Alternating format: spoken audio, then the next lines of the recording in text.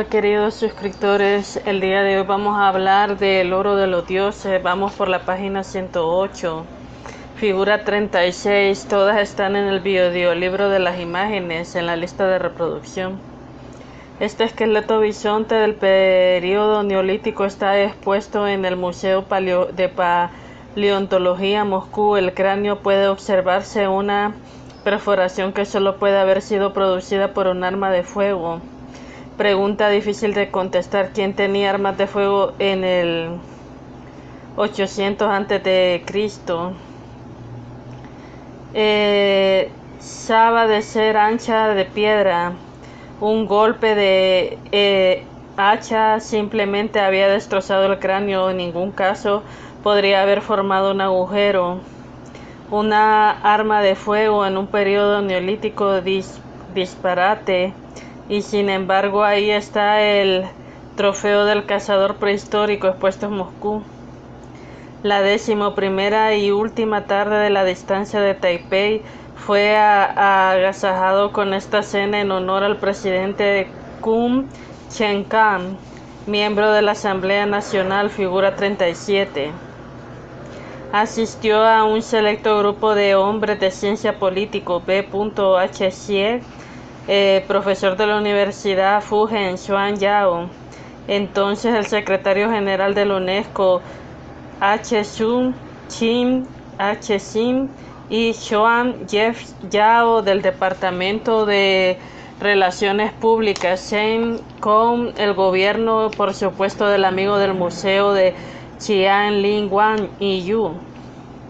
Algunos apellidos de estas corrientes como Herr Müller, Mr. Smith, Mouser Dupont. Me constaba ceder la distinción entre tanto rostro sonriente y no atinaba a asignarles nombres. Mientras volaba sobre la isla de Guam en el Pacífico, hice un balance de mi viaje. No había podido ver el informe de Ban Kai-ula, porque por lo menos había podido llenar un vacío de mi agenda con los domicilios de las divinidades de China. La huella como la busco, las que todas partes del mundo. Figura 37. La noche antes de mi partida a Taipei, el presidente Ku Chen-chan ofreció una cena en mi honor, la que asistieron hombres de ciencia, políticos, directores de museos. Todos me ayudaron en mis investigaciones. PD, mi película de recuerdos del futuro, fue comparada como una entidad estatal del reino de Mao. A lo mejor se abre la puerta de un viaje al estudio de Pekín. Esta vez llevaron las tarjetas postales. No tendré dificultades en dar con la academia y su archivo histórico.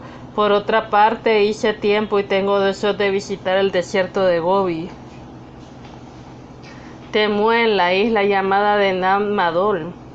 ¿Quién construyeron Madol? Juego micado de bloques de basalto, túneles prehistóricos, sarcófagos de platino, los portentos del dragón mago en el viaje de las islas sin retorno, como formó una Nueva Zelandia.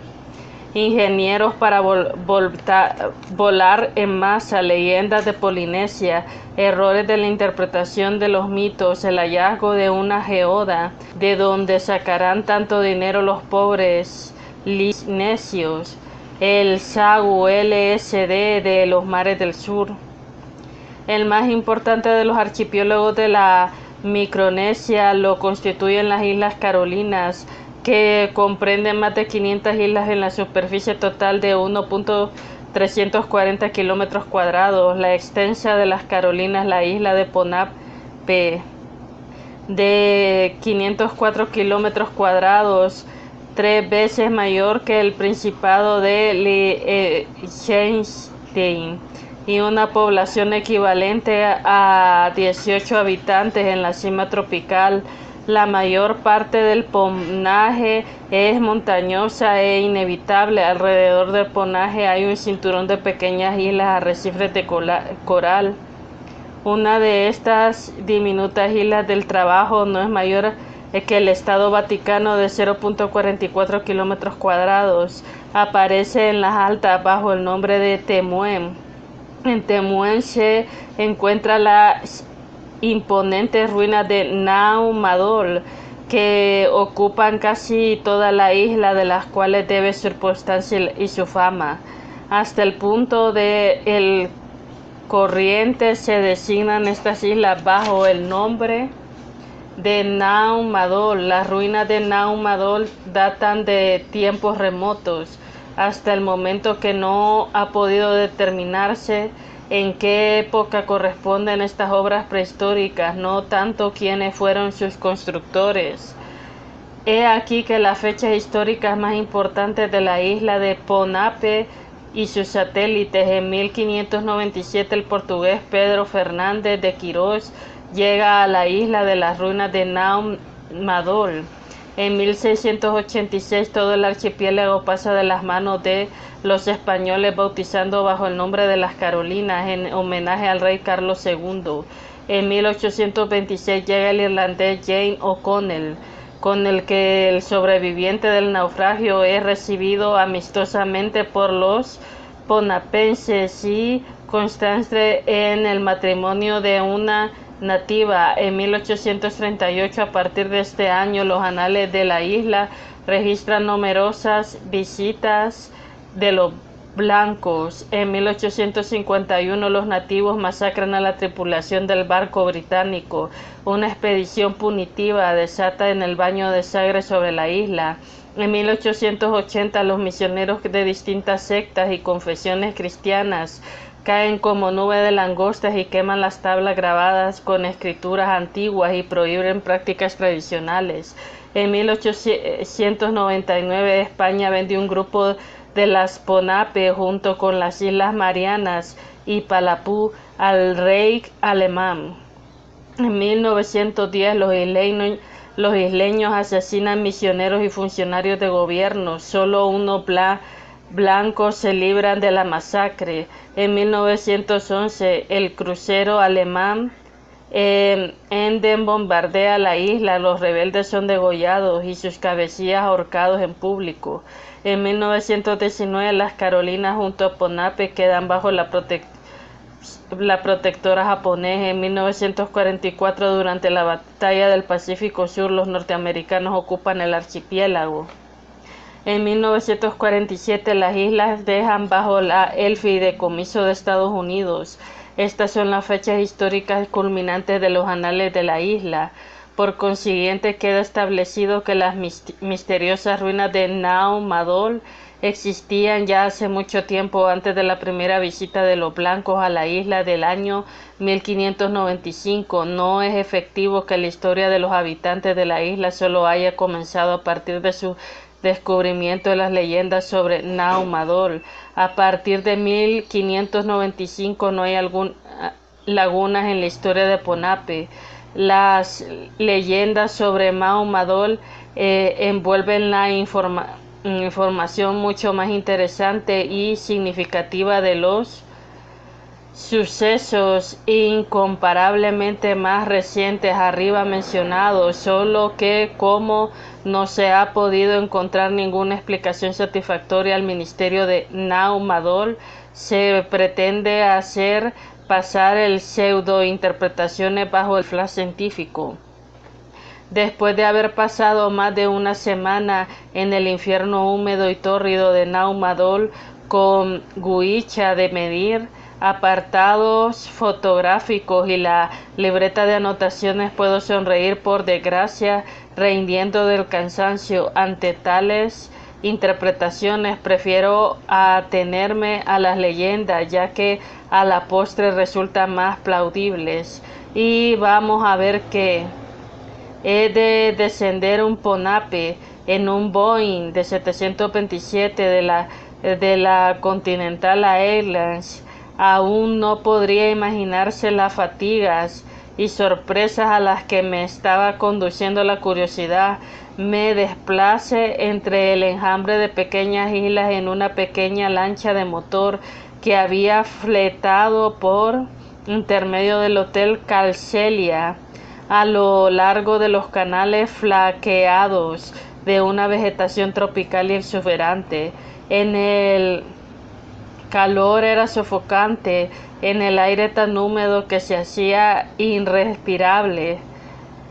Acompañado de 2 nativos, pasea varias islitas. Luego de un súbito aparece en las ruinas Nao Madol, una islita como cualquiera de las vecinas, lo que distingue por los extraños rezos que cubren. Aquí encuentran por mayor un estadio de fútbol, panteón, la pequeña mayor, la ciudad del basalto, el legendario retiro de sus habitantes prehistóricos. Uno se encuentra de repente ante estos. Figura 38. Los canales de la jungla se navega entre las islitas del mundo y las plantas tropicales y pájaros exóticos. Los testimonios de la antigüedad lo toman a uno por sorpresa. Observando alrededor se distinguen claramente los contornos del complejo en medio del desorden de las ruinas. Como en el juego de Mikado, puede verse innumerables vigas apiladas, ordenadas en capas. No puede haber sido fácil este juego, ya que las vigas son gruesos lagueros del basalto de toneladas de peso.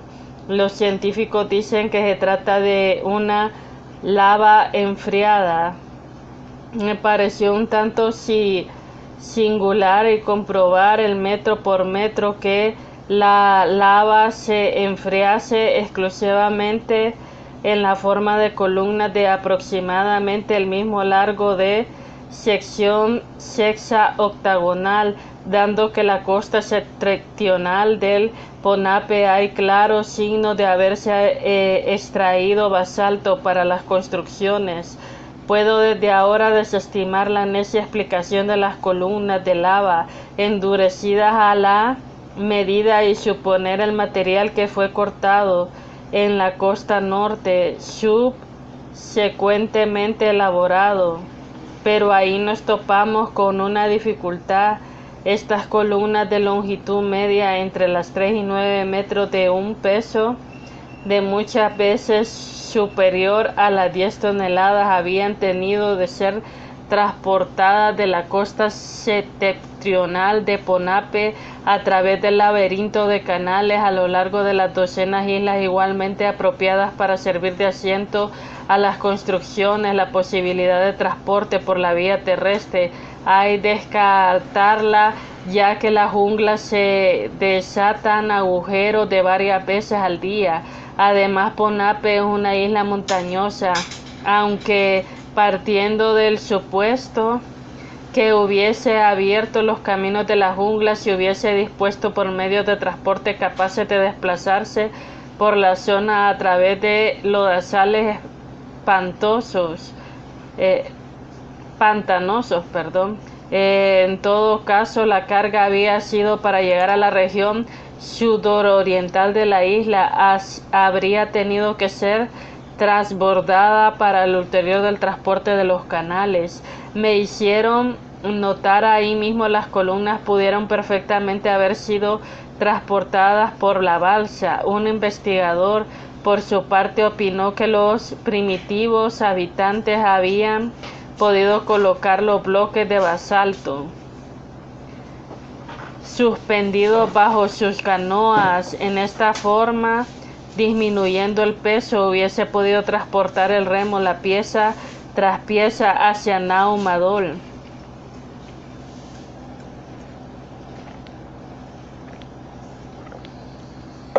Me tomé la molestia de contar los bloques de basalto de un costado del edificio principal sobre la longitud, cuando las paredes exteriores tienen 4.782 elementos de basalto. Habiendo medido el ancho de la altura, hice que un matemático me calculara el volumen y el número de las columnas de basalto necesarias para llenarlo. El edificio principal tragó alrededor de 32.000 piezas. Del edificio principal es solamente para del complejo. Ver el mapa de la figura 39. Hay canales, sepulturas, túneles, un muro de 860 metros de largo, cuyo punto más alto mide 4.060 metros. El recinto principal es rectangular, está escalonado en plataformas hechas asimismo con similares de basalto de la primera calidad. El edificio principal de la hablada anteriormente posee más de 80 pequeñas dependencias, partiendo de la base del número 32.000 más arriba de lo indicado.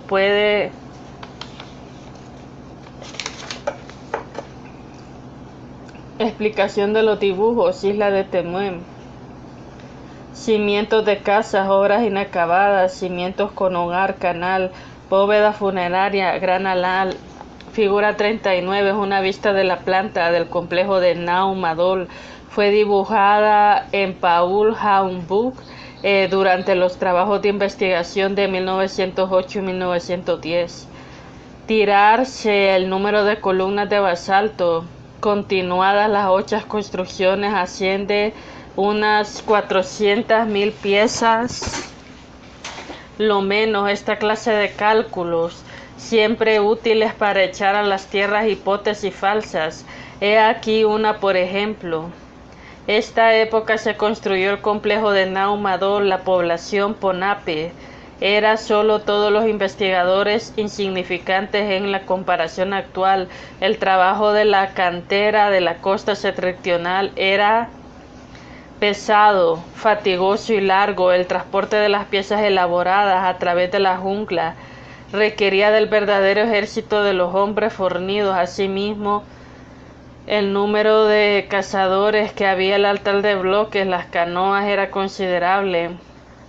Por último, podía quedarse disponible una nueva cantidad para la recolección de cocos, la pesca, otros menesteres necesarios en el diario vivir, en caso que por ejemplo, cada día llegasen a 4 columnas de basalto a la costa meridional. En su transporte de Nau Madol existían en presencia de un verdadero portento, si se atiende en medios técnicos, disposición de los isleños. Dando en aquellos tiempos no habían sindicatos de obreros, estoy partiendo de una disposición que trabajaría como negro en los 365 días del año. En las citadas condiciones que llegarán a Nau Madol alrededor de 1.400 bloques de basalto al año. Necesitamos 296 años como para poner material a pie a obra. No en ninguna época han sido los seres humanos tan necios como para someterse a la tortura de semejante motivo suficiente. Si habían canteras de basalto en la costa septentrional de Ponape, ¿por qué no se levantó un complejo en la isla principal? ¿Por qué se prefirió una pequeña isla tan alejada de las fuentes de aprivociamiento? ¿Habrá acaso alguna explicación convincente? Nau Madol era lejos de una ciudad hermosa, como toda la seguridad no fue nunca. No hay relieves, ni esculturas, ni estatuas, ni pinturas. La arquitectura fría, cortante, duras, toscas y amenazantes proyectan las pilas de los bloques de basalto. Esto puede dejar a llamar la atención para los isleños. Por los mares sur siempre se distinguieron de la profusión decoraron los palacios y fortalezas, eran lugares de honrar a los reyes y aplacar a los dioses. El mundo espantado de Nau Madol excluye ambas posibilidades. Se trata tal vez de las instalaciones militares, las plataformas que allanan el acceder de edificios, contradicen la hipótesis desde cuando se dieron semejantes facilidades al enemigo, pero las plataformas conducen al centro del complejo, a la fuente. La fuente solo tiene el nombre tal en la entrada o salida del túnel.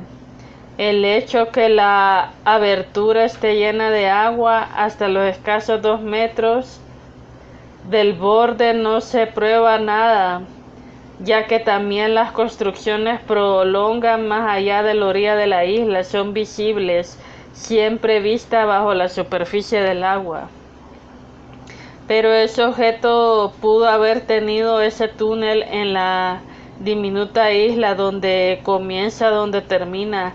Por primera vez leí acerca del curioso libro de Herbert Richtlinger, Der Masslose Ozean. Richtlinger exploró los mares del sur y el Ponape tuvo noticias de hace muchos miles de años. Estas islas habían sido el corazón de un fastuoso imperio. Los relatos acerca de los tesoros fabulosos habían sido aprovechados por los pescadores, perlas y comerciantes chinos, quienes habían explorado secretamente el fondo del mar. Los buzos habían regresado por increíbles narraciones de las profundidades, habían caminado por las calles perfectamente bien conservadas, hubieran cubiertas de conchas y corales. Allá abajo existían innumerables bóvedas de piedra, de columnas, de monolitos. Habían visto piedras labradas adheridas a los restos de las casas. Lo que no encontraron los pescadores de perlas lo cubrieron los buzos japoneses provistos de aparatos modernos. Estos confirmaron que su descubrimiento, que aseguraban las leyes una inmensa riqueza de metales nobles, perlas y barras de plata. Según la ley Enda, los cadáveres descansan en la casa de los muertos, el edificio principal del complejo. Los buzos nipones descubrieron los muertos habían sido sepultados en sarcófagos de platino impenetrables. El día tras día sacaron los buzos trozos de platino en la superficie. Los artículos de exploración más importantes de las islas, Chopra, Vainilla, Sagú, Nácar, fueron relegados a un segundo término, según Richtlinger. Los japoneses habían continuado explorando estos yacimientos de platino hasta que el buen día los dos buzos, a pesar de los aparatos modernos, no pudieron regresar a la superficie.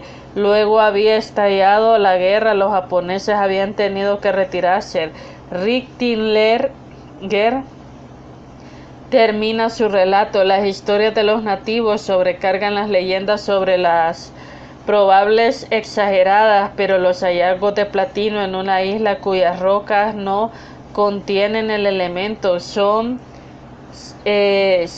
siendo una realidad indiscutible. Todo esto sucedió alrededor de 1939. Personalmente no creo que tales sarcófagos de metal bajo el agua.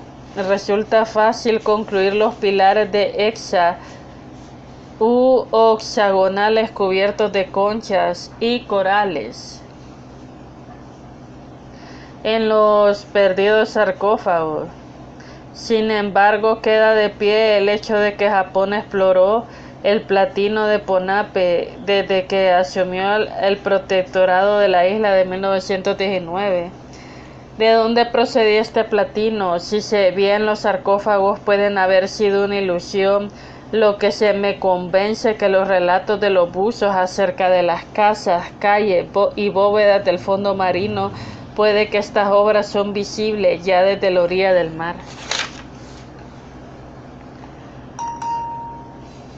Puede apreciarse cómo cubren hacia la retendida fuente.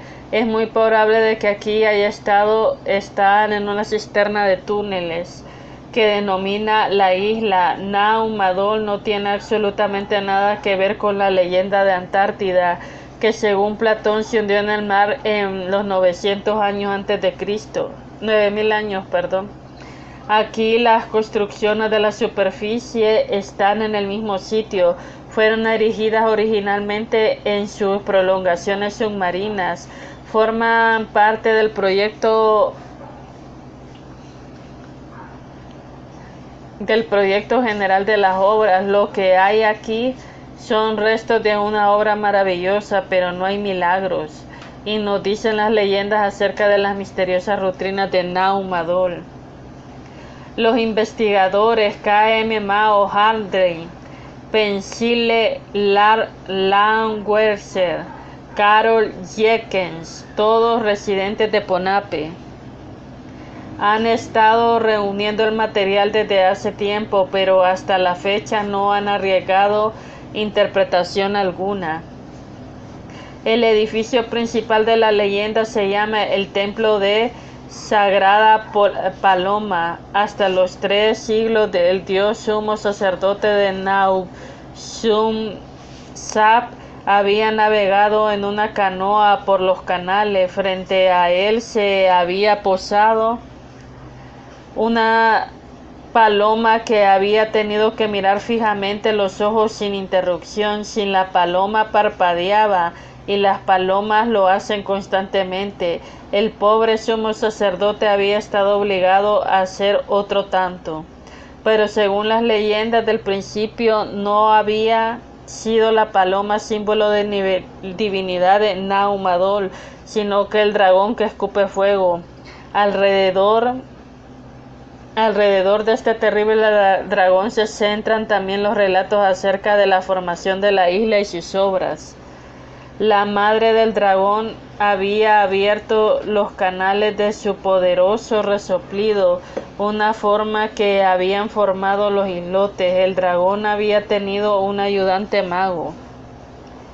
Este dragón brujo había conocido una forma mágica por cuya virtud la volara en los aires los bloques de basalto desde la gran isla vecina, para luego, mediante una segunda invocación, depositando ordenadamente una pila de Naumadol, si las mismas intervención humana. Una de las interpretaciones de la leyenda del dragón me ha hecho gracia. El dragón, dice a los arqueólogos, que no sería precisamente un dragón, sino más bien un cocodrilo que, extraviado, había ido a parar a Naumadol, donde habían causado grandes trastornos los cocodrilos que en los mares del sur, hacia la distancia de algunos 3000 millas de la isla. No es imposible. Alguna vez se ha extraviado un cocodrilo, ¿por qué no? Pero lo que resulta soberanamente singular en la simple reptil brindado haya podido pasar la leyenda, y no así el suceso incomparable más impresionado de la construcción del misterio del complejo más hecho la famosa de la isla. Un cocodrilo deja huellas, una leyenda popular, no si construcciones cuyas ruinas son hoy el día motivo de admiración y perplejidad. En todo caso, el cocodrilo no construyó las terrazas, ni edificios, ni túneles. Por supuesto, hay muchas más leyendas sobre Naumadol, además de la paloma y el dragón. El lectólogo alemán Paul Hambruch nos presenta en el segundo tomo de Ehrenberg der Schöne Expedición de 1908 bis 1910, la profunda visión del conjunto de los mitos de las leyendas de las Carolinas. El distrito económico de Venlopen Office de Ponape vende a los turistas un folleto con datos de la historia y leyendas del precio del dólar. Si ahí menciono solamente la leyenda del dragón, no hago por buenas razones y no porque haya hallado un excelente padrino de bautizo y testigo para mi concepto de los dioses. Se da el caso de que todas las islas de los mares del sur, que ostentan las ruinas antiguas de las construcciones que poseen mitos basados en su historia, nos encontramos con la inusitada fantasía de enormes piedras que viajan volando su destino. Las más conocidas leyendas de las Islas de Pascua, según los mitos de los Rapa Nui, en las cerca de 200 gigantescas estatuas a lo largo de la costa de dicha isla habrían llegado en su actual posición desde el aire por cuenta propia. Bueno, hasta aquí vamos a dejar este resumen. Vamos a continuar leyendo la página 122. El libro tiene 220 páginas. Ya vamos avanzando. Que tengan un buen día donde quiera que estén, y gracias por suscribirse al canal. Regálenme un like y compartan. Buen día.